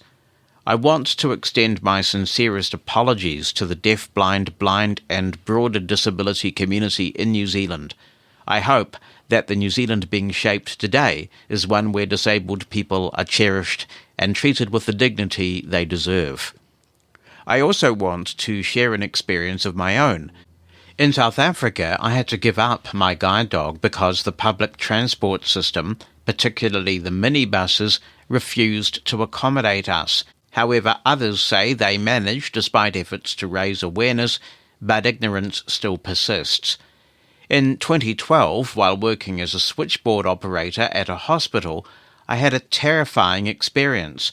While commuting, the driver of a minibus taxi mistook my folded cane for a firearm when it was unfolding and pulled over to shoot me. The passenger's screams eventually made him realize his mistake, but it was a horrific experience that I'll never forget. I share these stories to express my deep empathy for you and your fellow New Zealanders. It's heartening to know that your fight for justice has been heard, and I hope that the painful past does not dictate the future. May you find hope and strength moving forward. Thanks for the WhatsApp message, Charlie. I really appreciate that. You know, your story is interesting to me because I've often thought when I've taken my folding cane out and sort of unfolded it in one gesture, it can sound a bit like a firearm being armed. And I've wondered about this over the years, but to hear that story from you makes me think maybe I need to be a bit more careful in certain countries especially about the sound I make when I'm uncurling my cane. Maybe I need to do it a bit more gently, but that must have been really frightening. Hey, Jonathan, it's me, Gino J. And first and foremost, I want to just say congratulations on the podcast. Loving it. I'm using a new headset, actually. It's a really cool headset. It's the Corsair HS80s. Was recommended to a friend. It is wireless. It uses USB-C, but I had to get a camera adapter kit just to get it to work. Downside is that you can't record using like Telegram and different things like that. So I don't even know if it's actually recording with the headset or what, because some apps work, some apps don't. Anyway, I wanted to comment and find out if any of you listeners may have an idea of what's going on. So my wife works for a large bank. She works in the fraud department. And as of late, she's been getting a lot of issues with JAWS. I don't know what version she's running, but she would get this message that would pop up in her tab windows when you do an Alt-Tab anyway, and it says Microsoft Windows on top. Now, she can't Alt-Tab to it, but when she does the command in JAWS to pull up the different applications using the JAWS menu, she sees it. When she focuses on it, nothing is being displayed. She's reached out to IT through her company, and they have no idea. Now, we weren't sure if it had something to do with the company, but she was just speaking to a friend of hers, and her friend has noticed that same issue. So I don't know if anyone has any idea. I don't use JAWS enough. I use Fusion, and I don't have that issue, but I'd like an answer to this too. And I'm basically posing the question out to you, the listeners out there. So if you have any idea of what this quote-unquote Microsoft Windows operating system on top message is, it would be greatly appreciated. Good to hear from you, Gino J. Gino J. Dude. I have seen this before with other computers that I've had the pleasure of configuring or otherwise, and I reached out to Glenn Gordon to see if he could refresh my memory about this. He was very willing to help, and I appreciate that. And I think the best advice we can give the famous alternative Ash is if she presses the JAWS key with F10 to bring up the list of windows on the screen, you should be able to find that window there. And it may just not say anything when you arrow through the list, but it should be there. And you should then be able to press delete to close that window. It may not ever come back again, but even if it does after a restart, at least closing that window kind of gets it out of the Alt-Tab order until the next time you restart. So maybe you can give that a go, and hopefully that will help. Melissa Kane is writing in. That's Kane with a K. But even so, that is such a cool name for a blind person to have. I'm totally envious. Melissa says, I was just listening to episode 292 of your Living Blindfully podcast. I heard you mention the error where you swipe down to open the notification center and it acts like it opens, but it does nothing. I have been getting the same thing for a long while now too. I just thought it was something that I was doing. It doesn't happen all the time, but often enough to be annoying. See, I'm glad I spoke up about this now because it makes me feel not alone to hear that there are others who are experiencing this. It's really annoying, and sometimes it gets into a groove where it can be very difficult to get the notification center to come down at all. So maybe if we keep reporting it to Apple, they might be able to crack it if we can provide them with telemetry data. The trouble is, in Apple's defense, when you've got a bug like this that doesn't happen all the time, it can be quite hard to track down. And it's one of those things where if you got on the phone or some sort of other thing with an Apple person, what do you reckon the chances are of it working every time? Really high. The tech demons seem to know when somebody in authority is watching. Let's talk some more about the Zoom Essential Series recorders, certainly a hot topic on Living Blindfully this year. And we say bonjour to Stefan, who says, first of all, I'd really like to congratulate you for all the investigation work you are doing. I'm writing from France. I'm a bit late, but I just listened to the demo you did of the Zoom H4 Essential Recorder. In this demo, you say it is possible to adjust the levels after having recorded, but unfortunately, I think you didn't get time to demonstrate this process. Would it be possible to have this feature demonstrated in a future podcast? So what I'm getting at, Stefan, is that with the Zoom recorders, you're recording in 32-bit float, and that means you have full ability to adjust the recording levels after. So what I would do is put it into Reaper, that is the tool that I use, but you could use anything that works with 32-bit float WAV files, copy them onto your computer, and then you can adjust the recording in whatever tool it is that you choose to use. Russell says, I want to thank you for your absolutely wonderful demos of the Zoom Essential series of recorders. After listening to the demo of the Zoom H4 Essential, I went out and purchased one. I love it. I thought I heard you say that Zoom had released an accessible user guide for the H4, but I am not able to find it anywhere. Do you know if there is an accessible guide available? And if yes, where can I find it? As far as I know, Russell, the only accessible guides to date were released after people provided feedback about the inaccessible nature of the PDFs they produced for those manuals, and they are accessible update guides. So when you get those PDFs, the ones that tell you about how to update the software, they're accessible, but I don't think new versions of the full user guides have been released that are accessible. I would love to be corrected if I'm wrong about that, and there have been updates, because it is something that Zoom really should do. Hey, Jonathan, this is for Ross. I currently own a shiny new iPhone 15 Pro Max, and I like it a lot. The move to USB-C has been quite significant. I just like everything about it. The battery life is great. This is the first time I'm using a bigger sized iPhone. This is my first Pro Max size, actually, which is really cool to see, and it's definitely not the heaviest. It's definitely big, but it's not in the way you expect. But one question that has occurred to me is, since the European Union has been forcing Apple to do certain things, for example, when Apple switched to USB-C on the iPhone 15s, after nearly a year of the iPhone 15s being out, do you think they're still disappointed that they're switched to USB-C? Like, do you think that they did not want to do so? Or because I know with side loading, when you're forced Apple to do side loading, they've tried to go heaven and earth to make it as difficult and as hard as possible for it to happen. They're like, okay, we're going to do the bare minimum so that most users can't even try to access side loading. Do you think they feel the same way with USB-C? Do you feel like they're just doing the bare minimum and just giving us USB-C? And are they still kind of mad about it in a way? Are they kind of upset that they didn't want to switch to USB-C? What are your thoughts? Because I think USB-C is the future. With so many accessories, so many devices now switching to USB-C, I would love to get your thoughts on this. Well, on the software side, I think they are dragging the chain a bit, and some officials in the EU are pinging Apple about this now and saying you're barely compliant. In some cases, you're not compliant. You are deliberately being obstructive, and that process will take its course.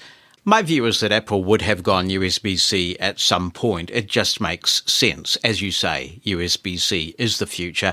It is so cool having an iPhone with USB-C. There are just so many peripherals you can plug into it, and they just work, from audio interfaces to network devices to hard drives. It's very cool indeed. And Apple's not going back on that one. USB-C is indeed the future. I think it'll be interesting to see, though, the degree to which there is variation between what these products look like in Europe and what they look like elsewhere. For example, Apple's grudgingly allowing some degree of sideloading in Europe. They don't want that to be available to others, and yet there is a cost. There's a compliance cost involved in trying to work out where someone's coming in from, what options are available in one market and what options are available in another. But I mean, they are a multi-trillion-dollar company, so I'm sure they can throw some money in that direction to sort it out.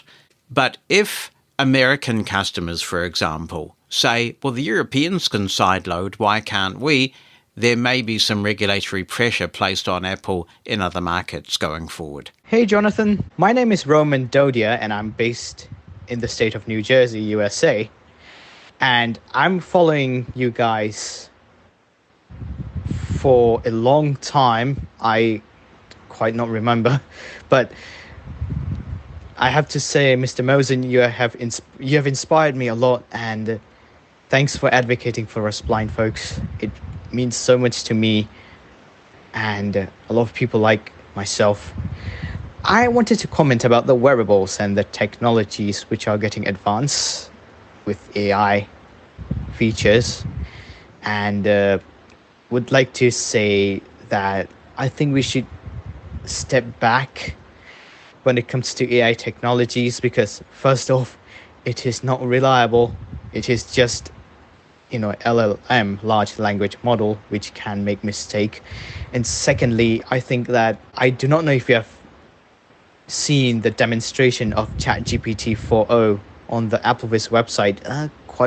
It was a while ago, but I would like to say that, add my opinion that what if the phone's battery dies and we are stranded somewhere where there is no kind of human help and we are solely relied on AI? And it just scares me that, these technologies are getting advanced, and sometimes, like one time or the other, it'll just bog us down and we'll be in a trouble as a blind individual since we are relying on that too much. Roman, a pleasure to hear from you, and thank you very much for your kind comments. We should definitely be cautious, no question about that. One of the phrases that OpenAI has popularized, and I hear this parroted by all sorts of people now, is the current version of large language models is the worst AI we will ever see. And that is true. I think it is a lot more capable, a lot less inclined to hallucinate than it was when it first came on the scene, but it is far from perfect. And it worries me too, to some degree, about what happens if someone depends on it in a critical situation and gets wrong advice. So being sensible about this is absolutely essential, literally for our safety in some cases, if we're using this technology when we're out and about, seeking directions, seeking information. The difficulty is, this AI genie is out of the bottle now. It's not going away, and I think we as blind people have to be in there influencing it. Because while it is a bit rough and ready around the edges still now, it has tremendous potential, and even the reality of what it achieves now is quite something. When you look at things like Access AI from Aira, and Be My AI from Be My Eyes, and Picture Smart from JAWS, what we're getting back in terms of really good quality descriptions of photos, in many cases anyway, is just streets ahead of what we had 2 years ago. And the juggernaut is not slowing down. I have the fortune or misfortune, I think it's fortune because it beats the alternative, of having been around a wee while now.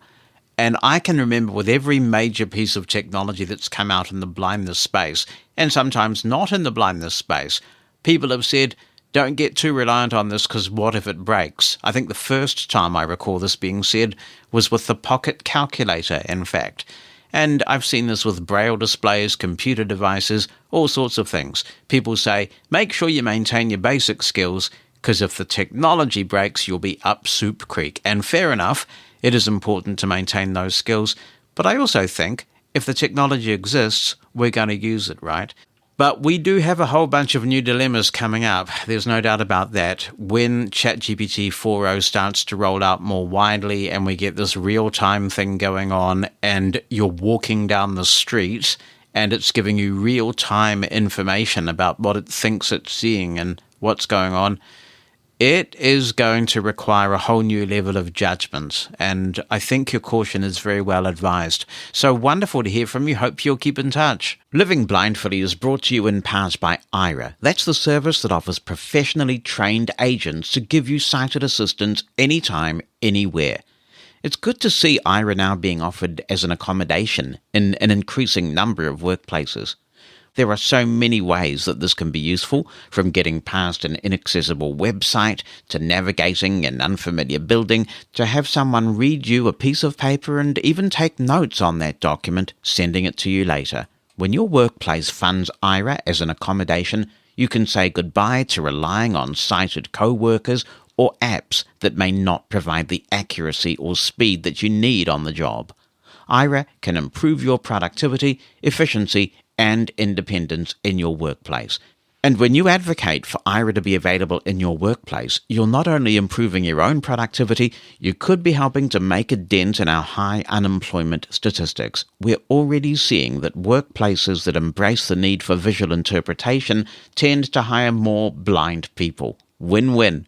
Aira will work with you to advocate for your workplace to offer sight on demand.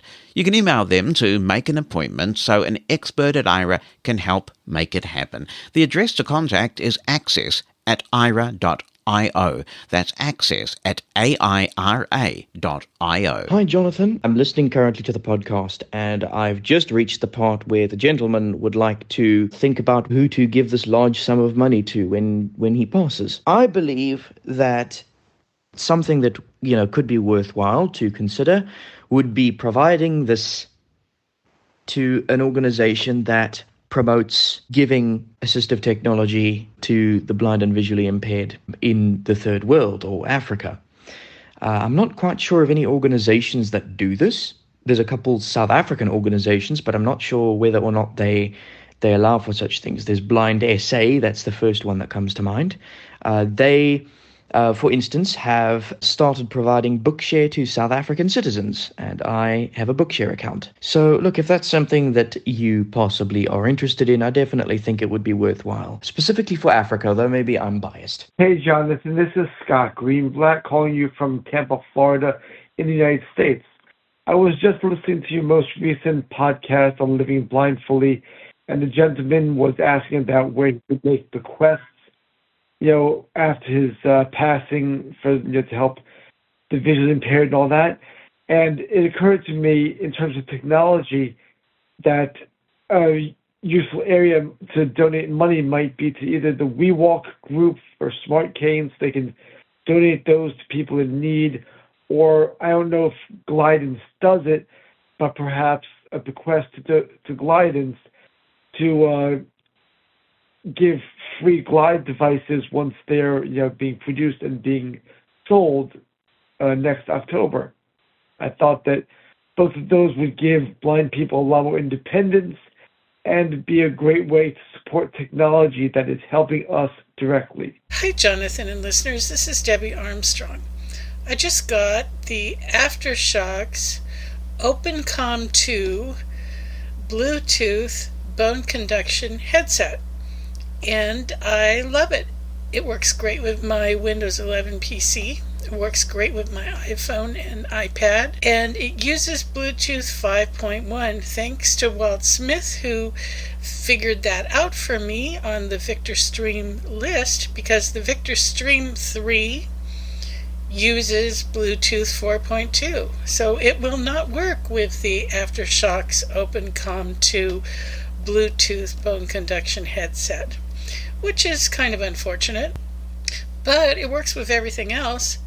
And what I really like about it is that I can use it with my hearing aids. And Jonathan, I'm new to hearing aids, so I don't know how you use headphones and hearing aids together, but for me, I found that most headsets were a giant pain, and I mean a physical pain, to wear the headset and the hearing aids at the same time. But if I took off the hearing aids, I lost a lot of the treble from what I was listening to. And this is the first headset I've been able to use because you actually put it in front of your hearing aid, so it's touching your cheeks in front of your ears, and therefore it doesn't seem to interfere with them, and the aids can actually enhance the sound coming through the headphones. So disappointing that it doesn't work with the Victor Reader Stream 3, but very wonderful that it works with hearing aids. Other listener comments would be great to hear. Thanks, Debbie. Always good to have a purchase you're happy with. Just answering your question specifically, I seldom use headphones because I don't need to. When I'm using my PC, I'm using the Roger On, and when I'm using my phone, it's pairing with the hearing aids directly, as is the Apple Watch. Hi, Jonathan, and other Living Blindfully listeners.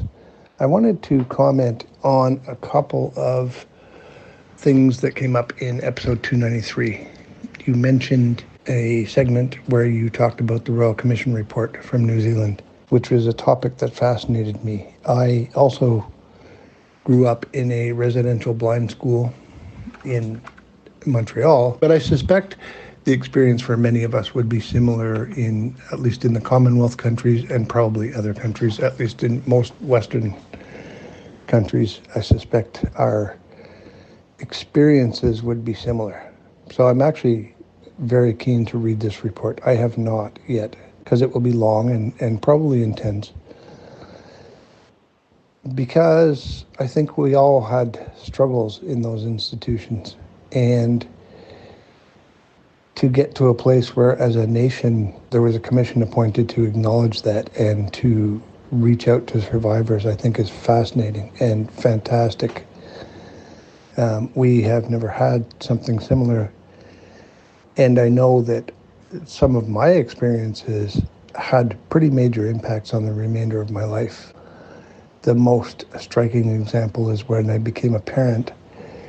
I was very concerned that I would not repeat patterns. And thankfully, I think we haven't. But I've done a fair bit of work to get here.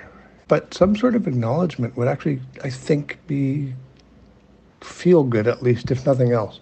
So I will read this report because I find the whole discussion fascinating. And I think that it would be of value for many of the countries that had residential institutions for disabled students to go through that exercise.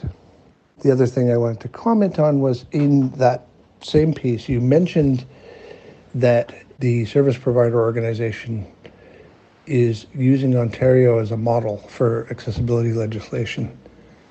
And I find this concerning, is putting it very mildly. We have legislation that was passed in 2005, which was intended to make Ontario accessible by 2025, January 1st, 2025. As I'm recording this, it is August 5th, 2024. So 100 and something days left. And I would classify our accessibility progress to this point as, barely detectable. Might be a good phrase. There has been little bits of progress, but mostly not much. Society in general and the built environment, etc., has not really changed significantly.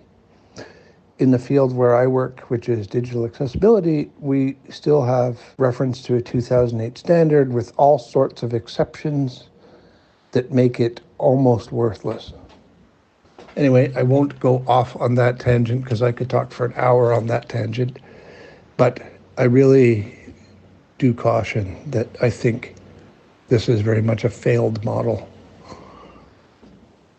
Others may disagree, but particularly with our current pretty far right government who has made public statements that this regulatory type stuff is contrary to our, quote, open for business, quote, agenda. It's failed.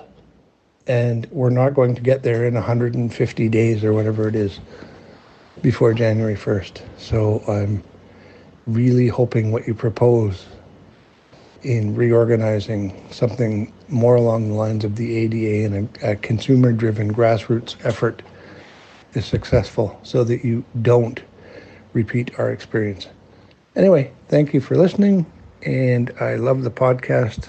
I'm very proud to be a Plus subscriber because I find an immense amount of content in this podcast that's useful. Well, thank you for your contribution and for your subscription to Living Blindfully Plus. I really appreciate that.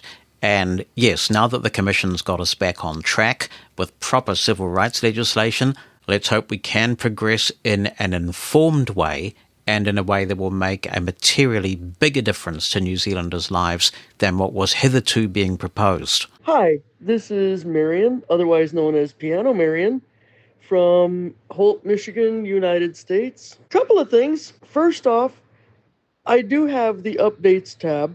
I have spent the better part of 20 minutes looking for the Living Blindfully channel to no avail. I've searched it thrice. I've looked through the directory, again thrice, with no success, not finding it, confused.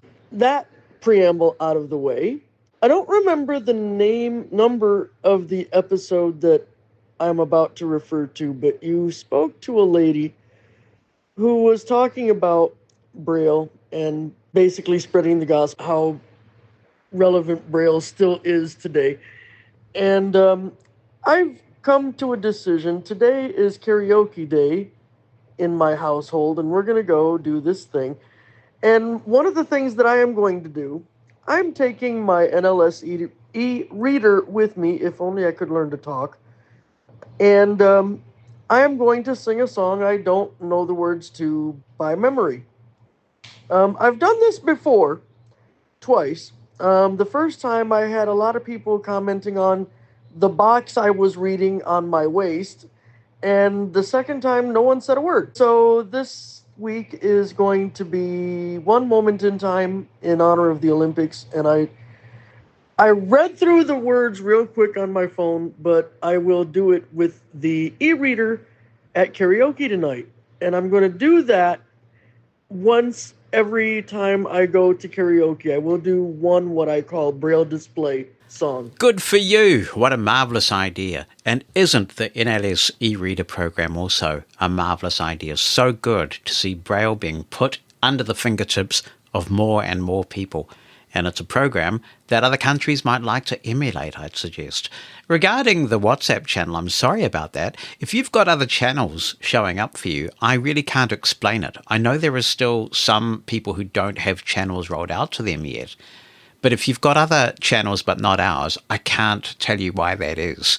Because when I search for it, it's there. And we also have, I don't know, maybe between 100 and 200 subscribers last I checked. So maybe it'll appear in time. I hope so. This email comes from Apana and it says, "Hello, Jonathan. Many congratulations on receiving the Dr. Jacob Bolotin Award. You're one of those people who I feel aren't very Euro-American-centric in how you do your podcast. And people like me, I'm writing in from India, certainly appreciate that. Thank you very much. I'm still smiling about the award, which was a huge honour." Apana continues, "I wanted to ask you and fellow listeners about bone conduction headphones. Aftershokz, now Shokz, used to sell these nice wired bone conduction headphones, but now their entire range has gone wireless. And on writing to them, I was told none of their products are particularly low/no latency. If I would like headphones/earphones that aren't in-ear, like Aftershokz, or on-ear, like your average headphones that cover the ears, if I want something that is low/no latency, leaves my ears free, and lets me retain situational awareness, what would you suggest I look at? I'd like to use them with my laptop. I will mostly be reading, writing, browsing the internet, etc., and with my iPhone for more of the same.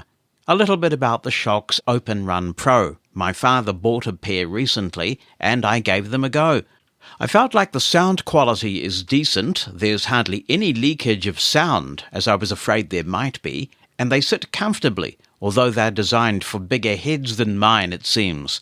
Thing is, there is noticeable latency, both on pairing with a Windows and iOS device, and that disqualifies it for me. I find it disorientating to type/navigate quickly and receive delayed feedback. Any suggestions that you or your listeners could help with would be great. And like always, listening to your Living Blindfully is a joy, and I thank you for all that you do." That's a very kind message. Thank you so much, Apana. I'm not much help on this one because I'm not a headphone wearer, but this is where a good old cable can't be beat still. You do get some inherent latency in this wireless technology. And I'm with you, it's annoying. So let's see if anybody has any answer. It sounds like ideally what you're looking for is something that will plug in to a 3.5mm headphone jack. You'd need a dongle for that, obviously, on your iPhone. That is bone conducting or doesn't cover your ear in some way. So if anyone has any thoughts on this, livingblindfully.com/opinion is where you go to find out all the ways you can contact us. Hello, Jonathan. It's Ali Kazi here from the UK. Thought I'd join the WhatsApp bandwagon and at the same time chime in with a question about Zoom recorders. I recall you saying when you were doing your demonstrations that you thought there might be a way for markers that are inserted in recordings on the recorder to then appear in Reaper. Now, I've tried this and I've tried to use the normal methods of moving to the next and previous mark using Asara.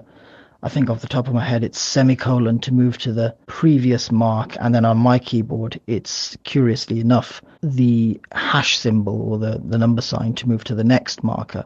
Those don't seem to work when you insert either the master wave file into Reaper or the wave file for any of the tracks, the separate tracks.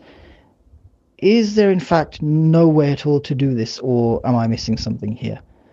Just purely out of curiosity, I'm kind of interested because, you know, It's an interesting topic, often talking about country codes and things. Why is it that Living Blindfully has got a UK-based mobile phone number for WhatsApp rather than a New Zealand one? I'll start with the last one first, I think, because that's the simplest one to answer. There are various virtual number providers around the world, but not all of those virtual number providers interface with WhatsApp for business. And I wasn't able to find a virtual number provider that has a WhatsApp number in New Zealand. And since when you're calling on WhatsApp, you don't incur long-distance charges, I figured it doesn't really matter where the number is. So there you go, another mystery solved for you, Ali. And I'm on a roll because I'm going to solve the second mystery for you as well.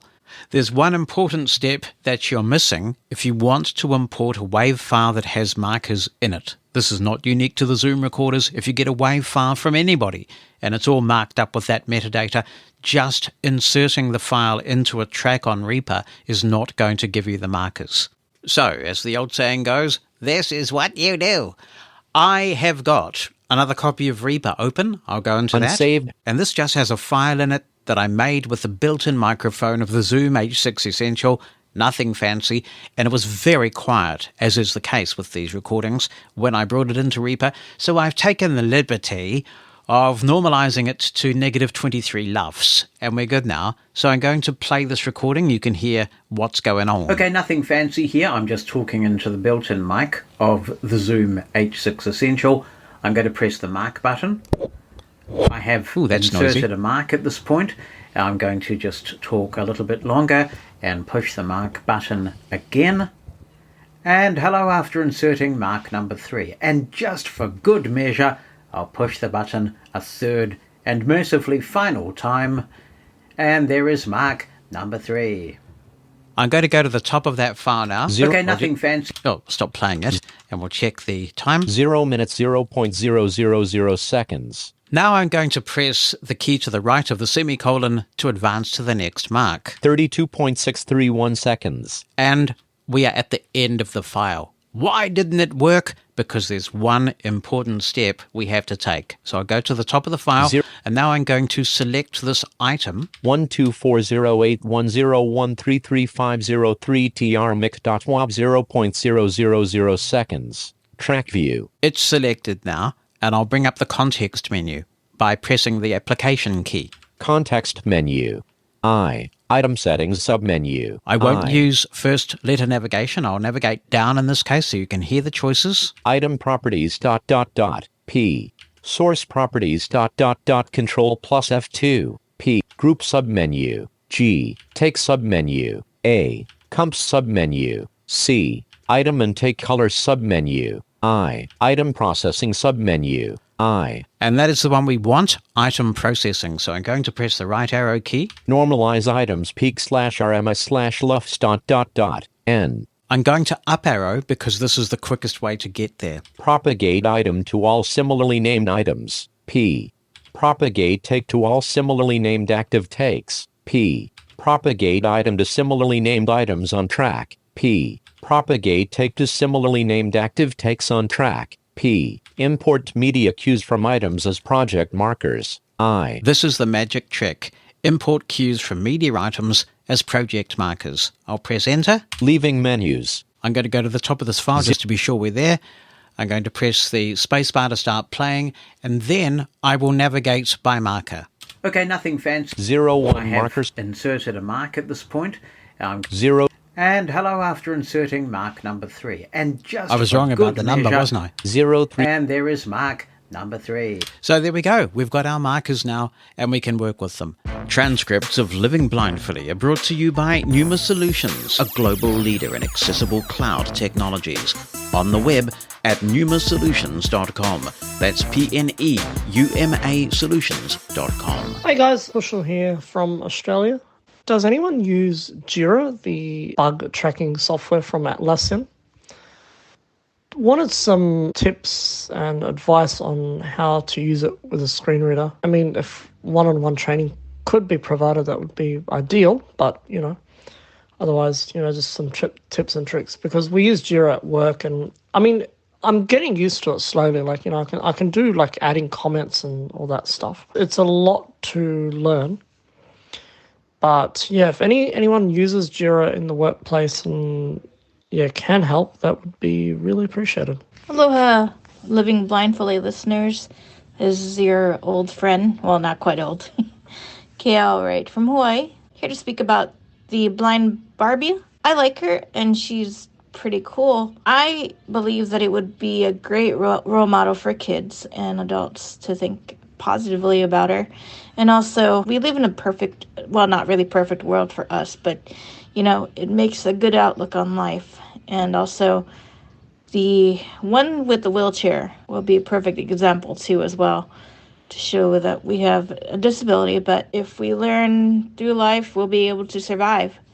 So that's my thoughts about it. And I got her actually when I came back from Washington, and she's pretty cool. Here's an email from Pranav Lal who says, "Hi everyone. To John in episode 294. I have a Sony TV which does indeed run Talkback. Yes, it has the Android TV operating system. I can use apps like Netflix and Amazon Prime Video. I use only OTT, over-the-top services, and do not have a cable or satellite connection. Talkback is sluggish even when used with the remote control. I would have thought that using it with a device that has regular buttons would have made the experience better, but that doesn't happen. What does help, though, is using the TV with a regular USB keyboard. This is handy when entering passwords during initial setup. Overall, Talkback is sluggish, and you are subject to the same accessibility quirks on the TV as you are on a phone. Note, as of this writing, at least in India, a better, more accessible combination of technologies is using the Amazon Fire Stick with its Voice View screen reader. I do not own a Fire Stick, therefore cannot comment. I did try an old Fire Stick once, but found that to be as slow. As for smart glasses, they are the flavour of the year, I think. I am annoyed by manufacturers still giving us suboptimal hardware. Do the Envision glasses tell you about drop-offs? In India, I know 3 companies working on smart glasses.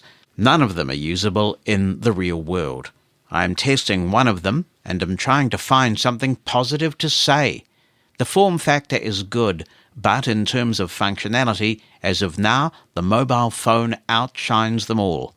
Having said the above, it is important to engage with these companies in the hope that they will produce something that we can use. And to any entrepreneurs listening, please take cross-sectional feedback from the blindness community, because one size does not fit all. Hi everyone, this is Leander from the UK. Thanks for a wonderful episode of Living Blindfully. I did have to smile when you were talking about AppleVis, and can't remember your name, but the editor, I think you hit the nail on the head. Yes, it is a shame that AppleVis is closing, but like you say, other things will come like they have in the past. And also, the people who are contesting to it the most, it's a shame a group of them couldn't get together and look at a way to resolve it, not just talk about it if there was any way of doing that. I'm on a lot of WhatsApp groups through iAccessibility, which I really love. And also they have a great website full of resources for the blind, iAccessibility.net, I believe. If you want to check this out before you post this, that's great. Hello, Jonathan. This is Bill Ballou in Ashland, Oregon. And I have a question for your many listeners around the world in various countries where they speak other languages in regard to the discussion about the word blind. I'm interested in if the word in their language for the word blind is used in many negative ways as it tends to be in English. I am a Living Blindfully Plus member. I really appreciate your podcast and the information and interesting discussions that you bring us. Thank you very much. Well, thank you, Bill, for your Plus subscription. I appreciate that. And it's always good to hear from a legend. I think you were lurking around the same bulletin boards that I was in the very early days of dial-up modems and all that kind of stuff. And I remember that Bill ran a company called Custom Eyes. So 2 separate words, custom and then EYES. and it was a computer business. And I remember seeing that on the bulletin boards and thinking, oh my word, that is my kind of name. Why didn't I think of that? I thought of some good ones subsequently. Brilliant is mine. I came up with that one. And a few other ones over the years. I've named a few products that are still lurking about and still in use. When I was rocking Freedom Scientific, I also named quite a few JAWS features, actually, that are still in use today. But Brilliant is the favourite things that I've named. But Customize, that one takes the cake. Anyway, great to hear from you, Bill.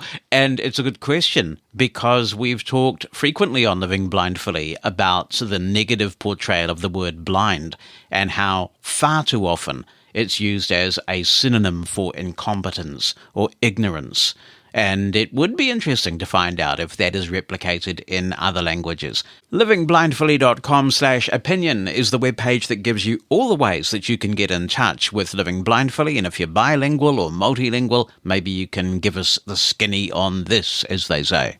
And then we can chew the fat as you give us the skinny. What a weird language English is. And on that note, I'm out of here. Thank you very much for your company this week and all the contributions coming in. Remember, when you're out there with your guide dog, you've harnessed success, and with your cane, you're able.